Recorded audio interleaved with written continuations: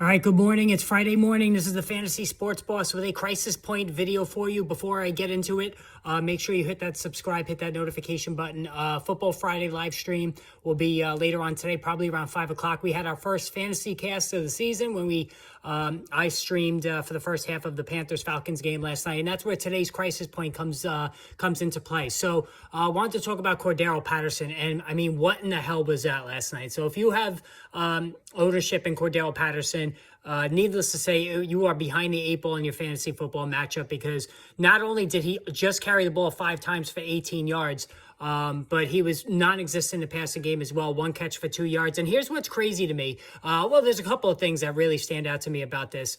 I did make the point that Patterson, even though he scored the 2 touchdowns last week, was a little fluky, a little bit of unrealistic to expect that going forward, because not only has Tyler Algier gotten some decent work over the last couple of weeks and played fairly well, but Caleb Huntley has become a factor. And of course, Marcus Mariota does his share of running as well. But in an extreme run-heavy offense like the Falcons have been, there was still optimism. And I said you could start Patterson.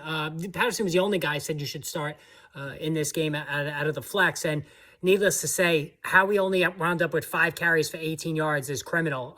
In terms of Algier, 8 carries he got for 20 yards, just a woeful performance. Even Avery Williams, 4 carries for 25 yards. Caleb Huntley, 5 for 32. So, the fact that Patterson just got 5 carries is criminal, if you ask me. And, 1 catch for 2 yards. This is a guy who came up as a wide receiver. He was a wide receiver coming out of college in his first, however many years in the NFL, until the Falcons started to convert him to running back.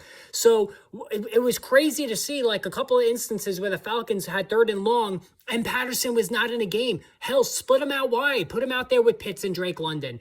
It just baffles my mind. So if you're a Cordarrelle Patterson owner, you have to be very concerned going forward, because this looks like a full-blown 4, even 5-guy committee with including Mariota in the backfield.